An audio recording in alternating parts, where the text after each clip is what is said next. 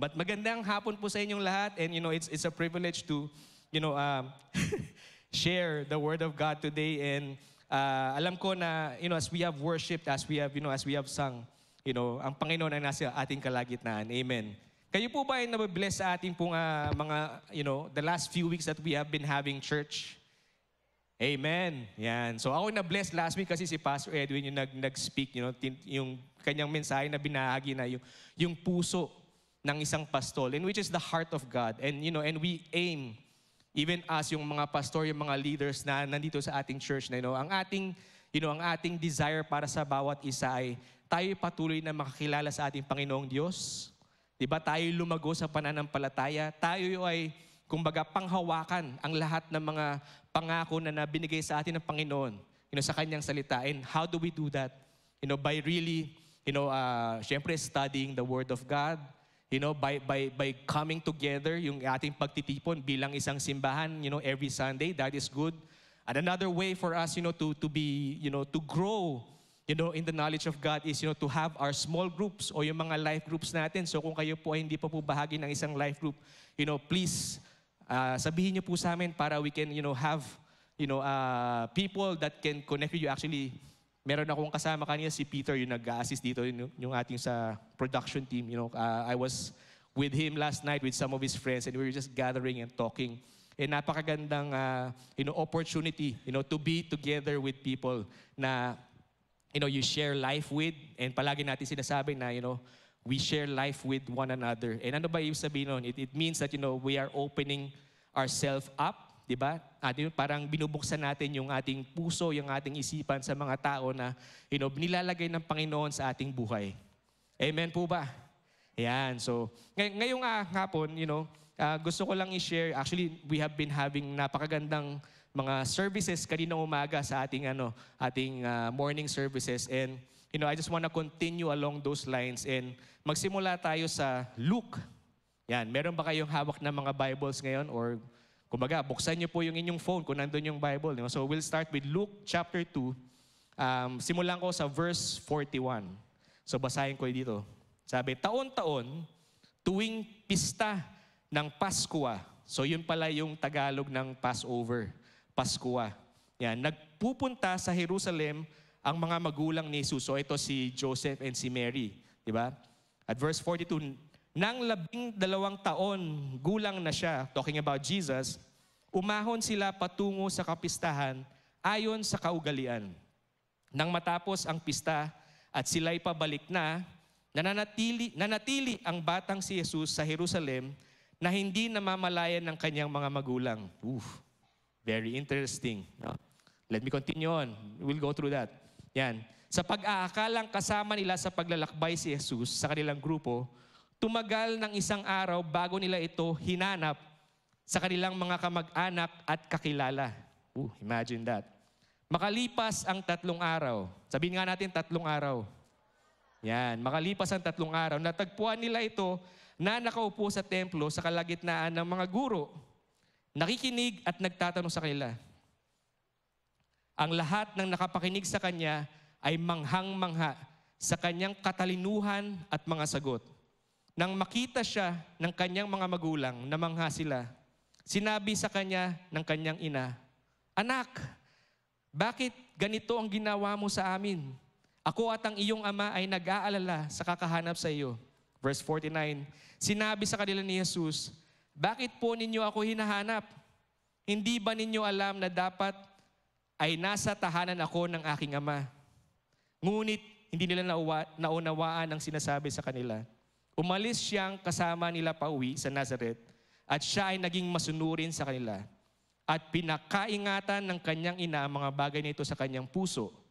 And verse 52, lumago si Jesus sa karunungan at pangangatawan at naging kalugod-lugod sa Diyos at sa mga tao. So this afternoon, ang pamagat ng aking mensahe, kung kayo ay nag-take down ng notes, or even if you're not taking notes, ang ating title for our service today is, Nasaan si Jesus? Yan, okay?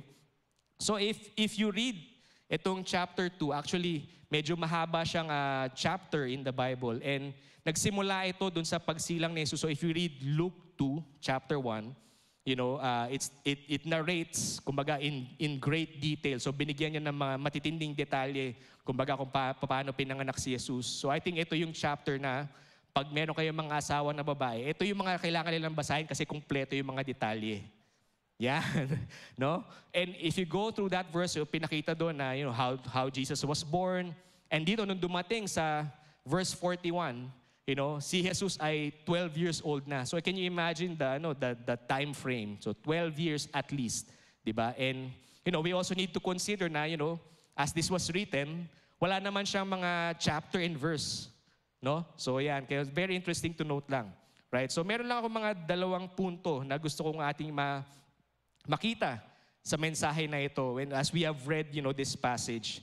Okay? So unang-una is unang point, if you're taking down notes, you can write this, nakasanayan. Yan. So if we, naalala natin yung story, di ba, ng pagkabasa natin na, yung ang pamilya ni Jesus, so si Mary and si Joseph, bilang, kumbaga, faithful na, if I can say, faithful Jew, tama ba, Pastor Edwin, they are, sinusunod nila yung tradisyon na every year, bawat taon, sila ay pumupunta mula sa kanilang bayan, kung saan sila nakatira, at pumupunta sila sa Jerusalem para mag-celebrate ng pista ng Paskwa or yung Passover. Right? So yan. So yun yung kumbaga, nakasanayan na nila. And of course, sa atin bilang mga Pilipino, di ba marami tayong mga bagay na nakasanayan natin, mga pista. Amen? Di ba? Mga celebration. Yan, mga birthday party. Pero pag tumatanda na kayo, parang okay lang kasi, di ba? What is another year in my life? Okay lang yun. Hindi ko na kailangan. But we have all of those things, di ba? Mga celebrations, pista, all of those things. So itong tradition, di ba? We can also call that tradition.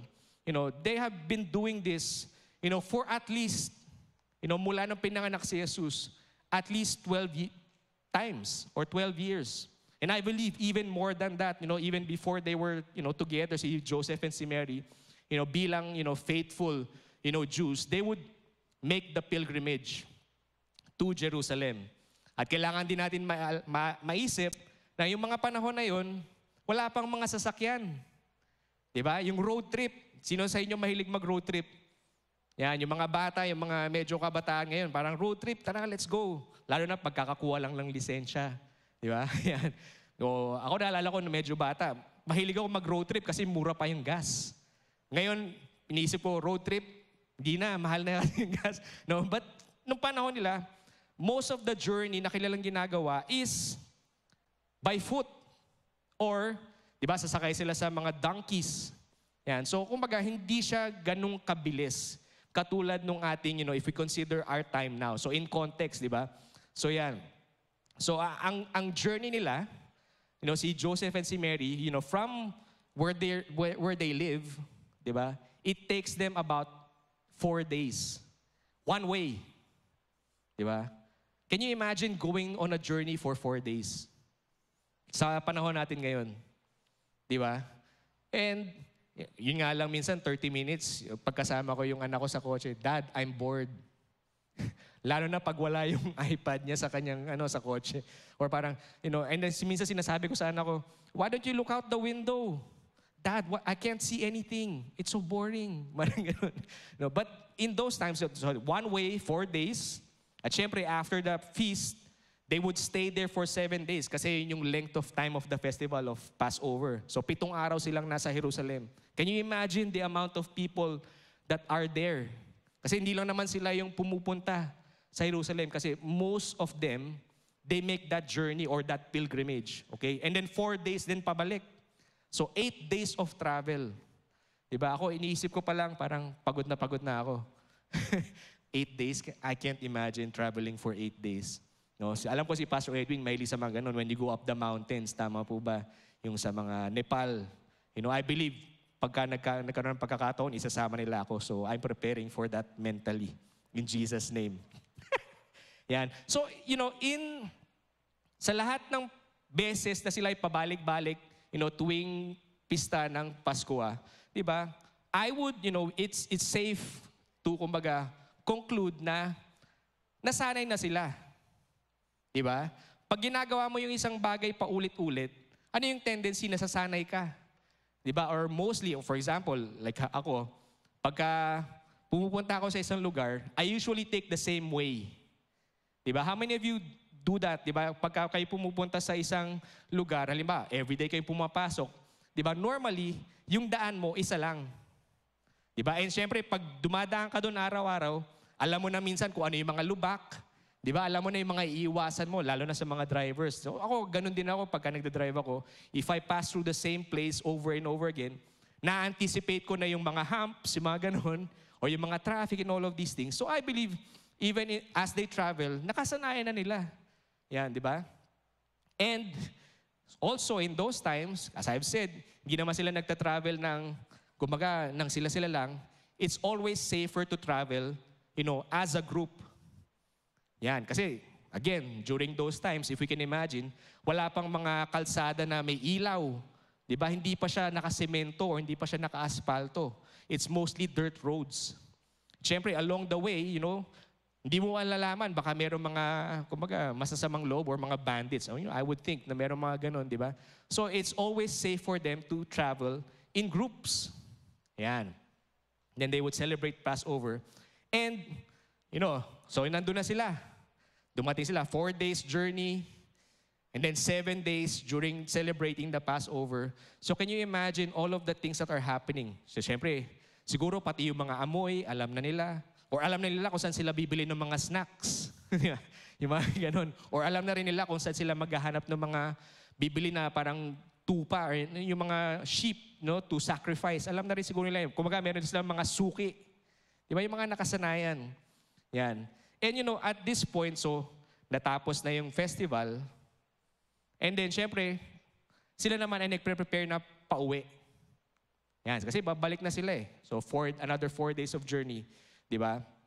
So syempre, pag gano'n, nakasanayan na nila. So parang, ito yung naka-interesting na mababasa natin sa story na ito na parang, as they traveled, di umalis na sila from Jerusalem, it takes them 1 day to realize na hindi nila kasama si Jesus. Di ba? Na-imagine ba natin yun? Ako, hindi ko na-imagine na, halimbawa, magta-travel ako for, 4 days pa uwi or whatever, na hindi ko kasama yung anak ko, lalo na pagka nasa family trip kami. Di ba? Siguro, na-imagine ko na lang, siguro ano sinasabi ni Mary kay Joseph, nasa na si Jesus? Bakit mo iniwan? I thought kasama mo siya. Hindi ko siya kasama. Di ba? So, they were looking, they assumed na just because they have been doing this over and over again, na naturally, kasama nila si Jesus. Diba? And that is, my point is, na minsan, meron tayong mga bagay na nakasanayan na parang sometimes we do it out of, kumbaga, routine, yan, or dun sa mga mahilig mag-exercise, yung mga muscle memory, tulad ko. Meron akong muscle memory. No? But the thing about that is, kailangan, hindi tayo mapanatag sa mga ganong bagay kasi minsan, there is a danger that we can just coast through things without really understanding what is happening around us. Yan, di ba? So sa kanila, dahil nga alam naman siguro ni Jesus na pagkatapos ng pista, uwi na tayo. Di ba? So they were thinking na everything is okay. Yan. So, what is the lesson here for us? Ano yung mga bagay na nakasanayan na natin? Our habits. Di ba? Yung parang, every Sunday, sisimba ako ng 3 p.m. Di ba? Kailangan kong umalis sa bahay ng mga 2 o'clock para medyo hindi ako mahirapan, maghanap ng parking space sa basement. Di ba? O pagpasok ko ng sanctuary, kasi mag-open sila ng doors mga 15 minutes before the service. So kailangan makapasok ako agad para makaupo ako dun sa pwesto ko. Di ba? Most of us have our own, kumbaga, favorite seat dito sa sanctuary. Dito ako upo kasi hindi masyadong maano yung aircon dito. Hindi ako giginawin, di ba?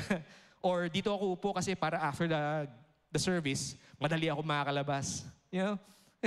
Di ba? If I can be honest, it's perfectly okay. Kasi sometimes we can be creatures of habit. I'm not just talking about our life here on Sunday, di ba? Even in our daily life. Di ba? Meron tayong mga bagay na nakasanayan na Which, I'm not saying that it's bad, but sometimes we need to remember why we are doing certain things. And it's not just because out of nakasanayan na natin. Hindi, kasi ito yung palagi natin ginagawa eh. So, pag ginawa natin ito yung kakalabasan. It leaves us yung parang no room to allow for changes to happen in our life. Right? And ako, tulad ko, I'm really, at my age, I'm a creature of habit na parang nakaset na yung mind ko sa gagawin ko. Yung kumbaga gabi pa lang, alam ko na yung I have it in my mind kung ano na yung isusuot ko sa kinabukasan.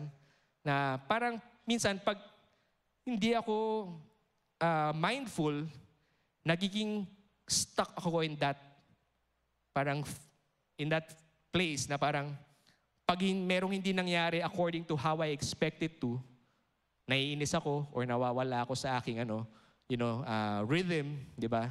So what are the things that are causing us to be too familiar with certain things? Di ba? Kaya nang inaawit natin, di ba? Every Sunday, we sing 3 songs. Isang mabilis, tas may aakyat, maglalagay ng praise reports, prayer requests, bababa, kakanta ng 2 pang kanta. So pagka medyo konti, di ba? If we are not too mindful or too careful about those things, we can get too accustomed to all of this. And again, nothing wrong with that. But what I'm trying to say is, naiisip ba natin kung ano yung nangyayari sa ating kalagitnaan? Diba? Nakikita ba natin na merong mga pagkakataon na kumikilos hindi lang meron, talaga may pagkakataon na kumikilos ang Panginoon sa ating kalagitnaan. That maybe, just maybe, tayo ay naging familiar na. Na parang, okay, healing, okay, go. No, but it should not be familiar with us. Amen. Yan. Okay. Yan. So how do we, how long does it take for us to recognize yung presensya ng Panginoon sa ating buhay? Diba? As we have read in that story, si Joseph and si Mary, as they were traveling back, diba? Day 1, nung pa nilang pabalik, tsaka pa lang nila na-realize na hindi nila kasama si Jesus. So ang tanong nga, nasan si Jesus? Right? So in our life, have we become too familiar with all of the things that we are doing that we don't, recognize yung presensya ng Panginoon? Or nare-recognize lang ba natin ang presensya ng Panginoon pagka yung matindi na yung pangangailangan? Again, I'm not looking at anyone, no? Or I'm not judging anyone. But it's really something for us to think about. Now, when do we realize, or how long does it take for us to recognize that we need, God's presence in our life? Diba? Or do we take it for granted? Yan. Diba? So pagka wala yung presensya ng Panginoon, syempre, wala yung boses niya. Diba? Obviously, wala yung presensya niya. And, and even us, we need to be familiar with the presence of God. Yes. But we also need, as we become familiar, let us also not become too familiar that we just take it for granted. So yun yung point. So how do we draw that distinction of, becoming familiar with His presence, knowing His voice? Diba, syempre, pag alam mo yung boses ng Panginoon, alam mo kung saan ka pupunta. Pag sinabi niyang punta ka dito, punta ka dito. If He says, stop. Right? But how do we get to that point na hindi tayo lalagpas? Na parang, okay lang, ganun lang. Diba? In my life as a married man, diba? Palagi, usually, ang routine namin ng aking, may bahay, right? Lalo na pagka school days, kasi yung aking anak ay nagsuschool na ngayon is, in the morning, gigising siya ng maaga, we prepare her for school, we take her to school, and sometimes when, ganun, we spend time together na kami lang mag-asawa. Or tapos, bandang lunchtime, susunduin namin yung aming anak, and pagka wala kaming medyo ibang importanteng lakad, we would, go, probably to the mall, have, mag-relax ng konti, and then uwi na. And then, that's our routine every week. And then sometimes, sasabihin ng asawa ko, can you spend time with me? And sabihin ko, what do you mean spend time with you? Buong araw na tayo magkasama. I have become so accustomed with being with her na parang, sabi niya, yes, magkasama tayo buong araw, but hindi tayo nag-usap. Parang ganon. Hey, I'm just being honest. Di ba? Na I've become so accustomed na, ito na yung routine natin, gagawin natin to, gantong oras, ganyan. Na parang at the end of the day, yung pagka yung nasa, syempre, at the end of the day, pag tulog na yung anak namin, we are in the room doing, not, we are in the room, but then she would say, why don't you, talk to me. I'm like, what? Magkasama na yung araw. That's just my natural reaction now. Of course, I can feel my wife rolling her eyes at me right now, na parang, which is, and it's something that I'm learning. And even in our relationship with God, there should be times na hindi lang tayo sanay sa presensya niya, but sanay tayo kung alam natin kung sino siya. We need to know who our God is. Kasi yes, God is here with us and God is in you. But it's also one thing for you to recognize that that you are having a relationship with God. And how do we do that? By being mindful of His presence in our lives. Yun yung kailangan natin maisip, di ba? Meron tayong mga routines, meron tayong mga all of these things, and the danger is, di ba? We can just assume na, kasi nga, routine na natin, we can always assume. So ito yung mahirap pag nag-a-assume. Di ba? Sa lahat ng bagay, so kailangan wag tayo mag-assume. Okay? Yan, we need to develop that. Yan. Can you imagine? Ito, isipin na lang din natin, di ba? Sino mahilig sa kape? Yan, mga coffee drinkers in the house. Yan. So, how many days or ilang araw bago nyo, kumbaga, how many days can you go without coffee? Sige nga. Meron na kita, 1 day, 2 days, 2 days, kaya nyo ba? Ako kasi hindi ako coffee drinker, so sa akin, baliwala sa akin yan. Diba? Ganito na lang. How many of us can go without our cellphone? Gaano katagal? Diba? In a day, lalo na ngayon, diba, merong timer yung phone, makikita natin yung usage natin ng phone. Diba? Siyempre, minsan yung iba, dinadala pa pag nasa banyo sila.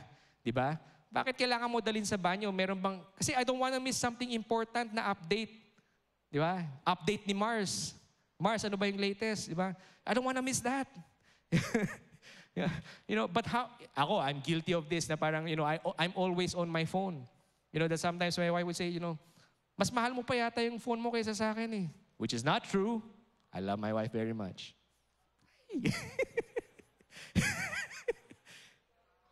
Lagot ako mamaya.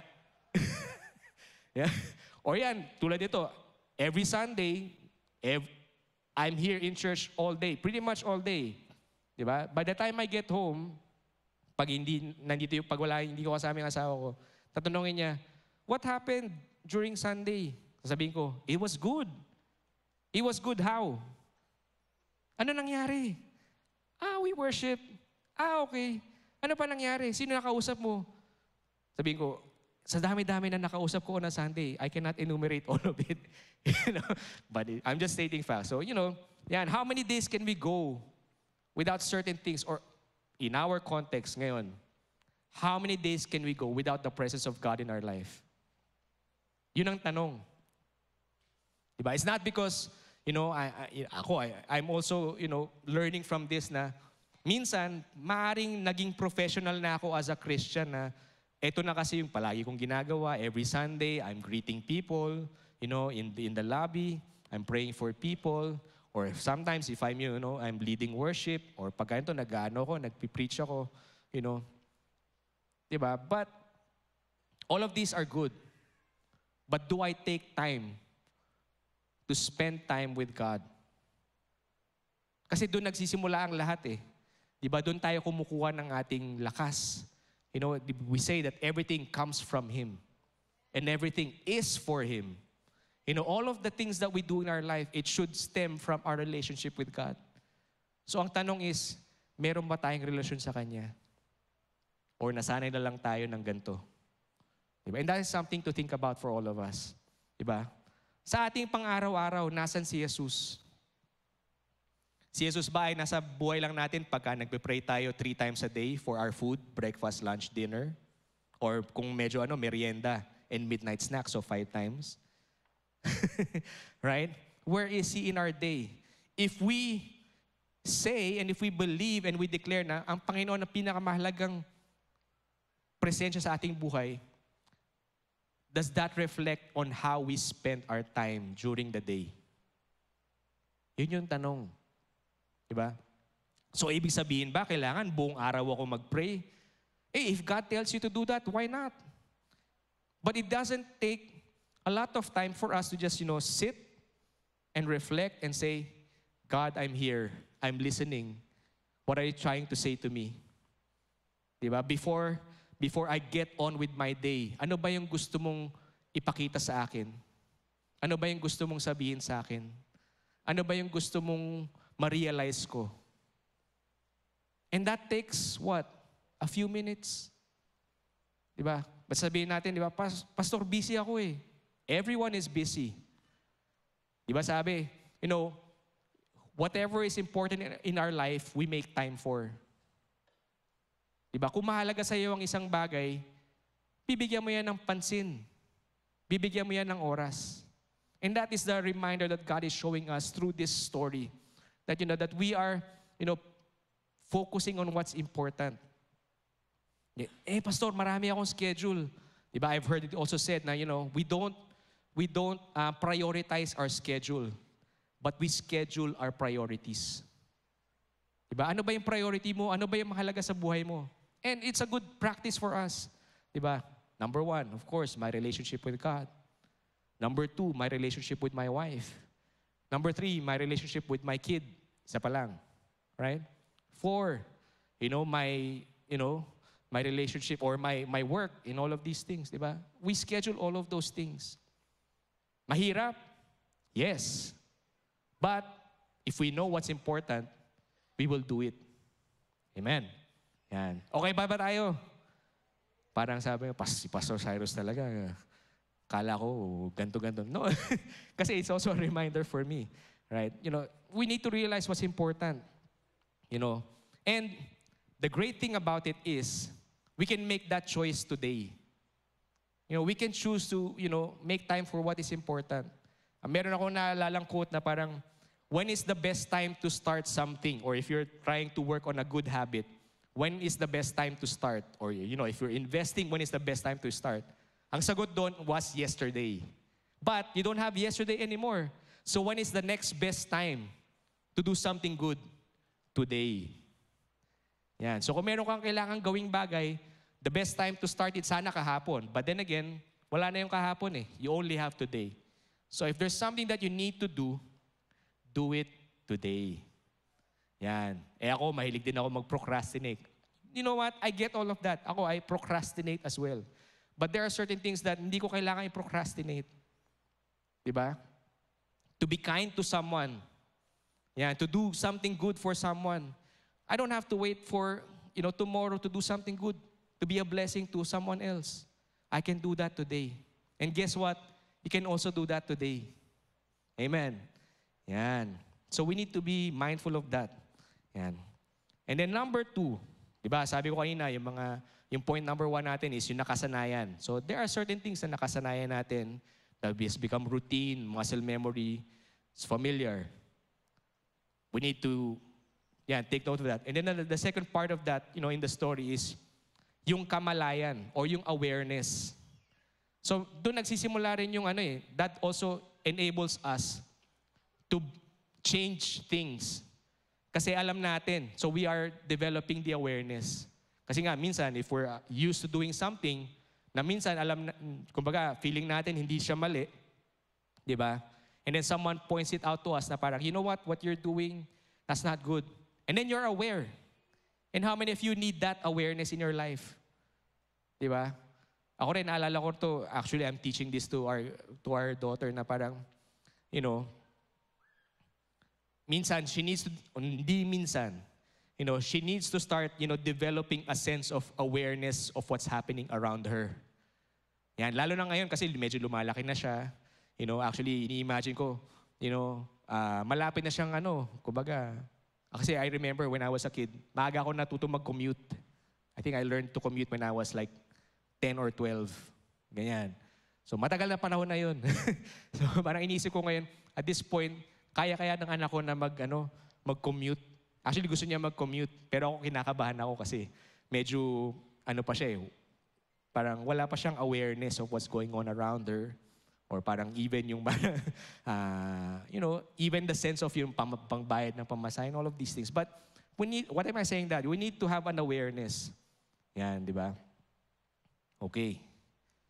Yan. Sige, let me check my di ba? So si Jesus, even in this story, di ba? Sabi nga nila, when Joseph and Mary realized na hindi nila kasama si Jesus, so one day, so they traveled back one day, going back to Jerusalem, di ba? And pagdating sa Jerusalem, hindi kagad nila nakita si Jesus. It took them 3 more days, to find Jesus. And si Jesus, where was Jesus this whole time? Nandun siya sa templo. It's also amazing to realize na, that Jesus, when he was 12, nung siya ay, 12 anyos, alam na niya kung saan siya dapat. So meron na siyang awareness of where he's supposed to be. Right? And, nung dumating yung kanyang, earthly parents, si Joseph and si Mary, diba? Ang unang tanong sa kanila ni Mary is, anak, bakit mo ginawa sa amin to? Hindi mo ba alam nag-aalala kami sa'yo? Diba? Any parent would do that. Right? They would worry. And nakakatawa yung, hindi naman nakakatawa, the way that Jesus answered them was very interesting. Na parang, hindi mo ba alam na dapat, diba? Let me read that in verse 49. Bakit niyo ako hinahanap? Yun ang sagot ni Jesus kay Mary when Mary was asking him. I can't imagine my daughter saying that, why are you looking for me? And actually, yung sagot pa niya, oy, di ba? Minsan, pag our children answer us, di ba? Nang medyo konting oy, di ba? But even so, di ba? But Jesus knew where he was supposed to be. Meron siyang awareness. And for us, we also need to be aware of where we are supposed to be, in life. Right? Yan. Kasi when we get familiar or nakasanayan natin, we can become too casual. Or we tend to be comfortable, 'di ba? Kumbaga, sanay na tayo, alam na natin, 'di ba? Yun yung downside or yung tendency natin, And sometimes we are aware of other things more than we are aware of our need for God. Yun din naman yung danger, 'di ba? So we can't just assume na just because we are doing church or going to church every Sunday, we can't just assume na kasama natin ang Panginoon. Or maybe God is telling us to go somewhere that we have missed it, na yung naiwan na pala tayo. Diba? Yun. Okay. But we need to follow Him. And that's why we need to be aware of where God is. I want to be where God is. I want to be in the middle of what God is doing in this house, in this church, in my family, in my life. And how do I do that? I need to develop a sense of awareness. Diba sabi sa Bible, my sheep know my voice. Do we know the voice of God? Kilala ba natin ang boses ng Panginoon? I want to follow Jesus. Kasi pag sinusundan natin siya, nandun yung kapayapaan. His peace goes with us. Nandun yung karunungan, nandun yung wisdom. Diba? In every decision, in life, nandun yung kanyang pagmamahal. Kagaya nung, I think binasa yung kanina na parang, I think ni Pastor Cox na, in Him, there is perfect love. Right? Merong kalakasan. Yan. Basahin ko. Isaiah 26, verse 3. Iyong iingatan siya sa ganap na kapayapaan na ang pag-iisip ay nananatili sa iyo sapagkat siya'y nagtitiwala sa iyo. So yung ating kapayapaan, in the English it says, He will keep in perfect peace whose mind is set on you.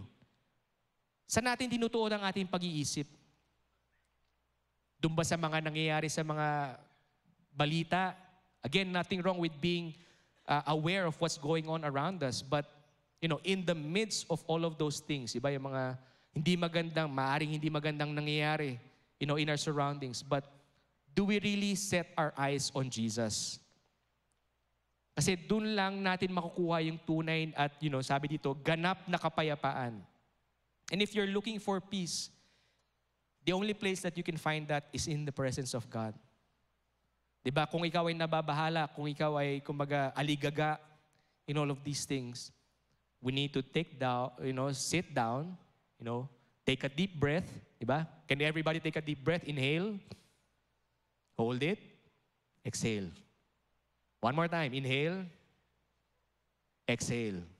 One more time. Inhale. Exhale. And then take time to be aware of God's presence. Amen. Yan. Isa pang verse. Matthew 6, verse 11. Bigyan mo po kami ngayon ng aming pagkain sa araw-araw. And all of us need food. How many of you can go without eating for more than 48 hours? Diba? If you're fasting, pwede yan. Or yung mga intermittent fasting, IF. Ako sinubukan ko yan before, hindi ko kaya. Right? But we need, daily food. Diba? Not just in the natural, but also in the spiritual. We need, the food that comes from God. And what is the food that comes from God? His Word. Right? Kailangan natin yung salita ng Diyos para masustain yung ating spiritual life. Because if we don't, we will, kumbaga, magiging spiritually malnourished tayo. Hindi tayo magkakaroon ng sustenance in our bodies. We need that daily bread in our life. And I'm not just talking about natural food. Diba? And of course, when we have yung awareness, yung daily awareness, it also develops spiritual discipline in our life. Yan. Ako, and I've shared this a couple of times. I don't know if you've heard this na ang aking isa sa mga goals every year is hindi lang lumaki ang katawan, no? But to read the Bible from Genesis to Revelation. Every year. I've been doing that for 5 years na. So, entering into my 6th year pag natapos ang itong taon na to.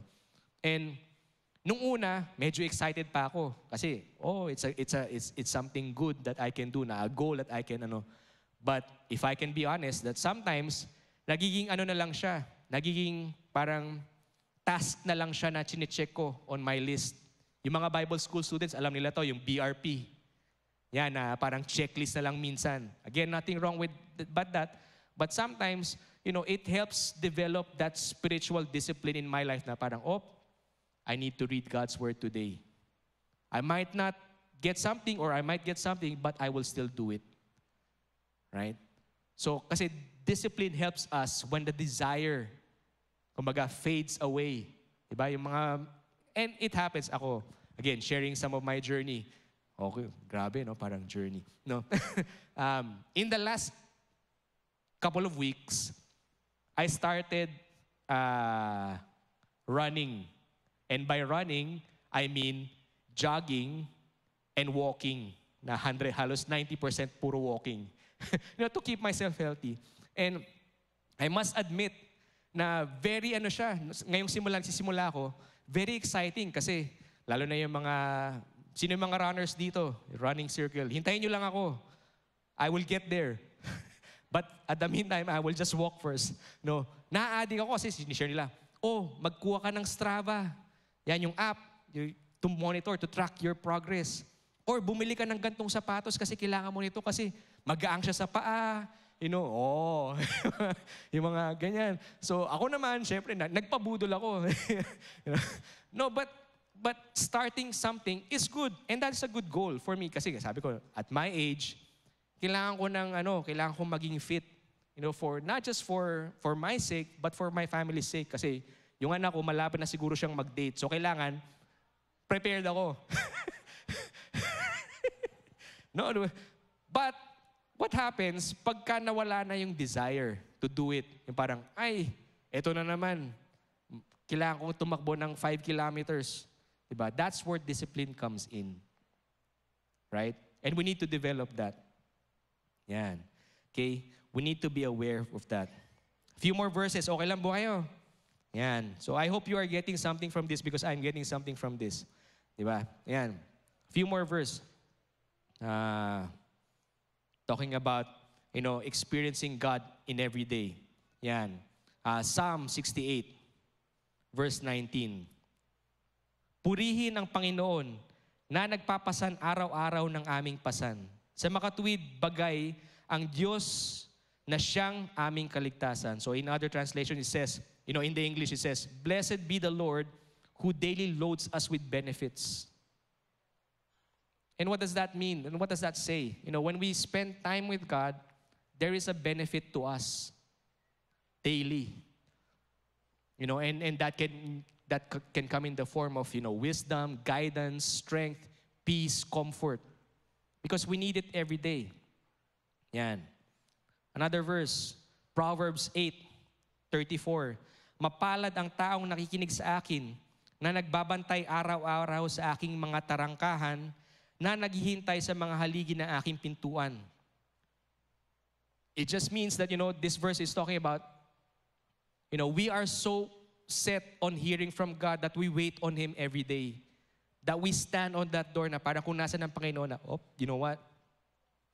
I'm not gonna move until God tells me to move. Or if I hear something from God, I'm expecting to hear from Him. And I will stand here and I will wait for Him to speak to me.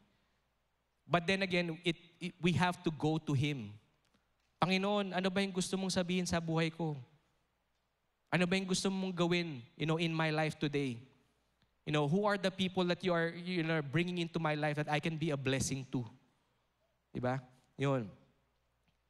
And last verse, 2 more verses. Yan. Hebrews 3, verse 7.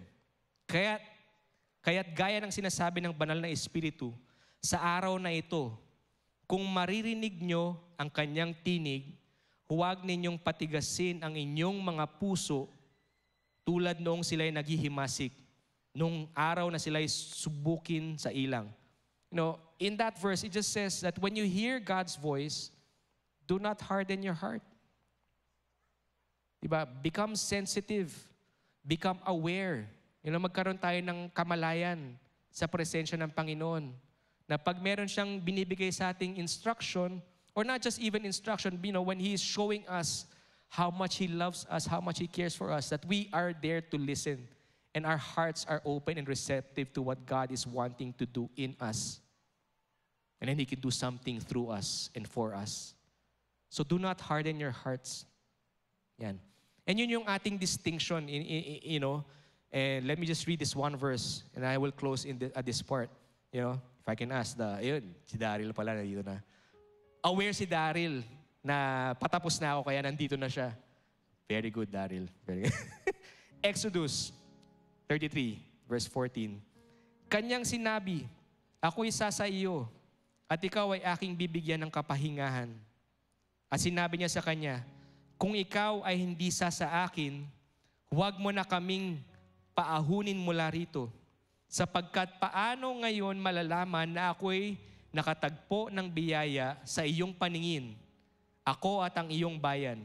Hindi ba dahil sa ikaw ay lumalakad na kasama namin?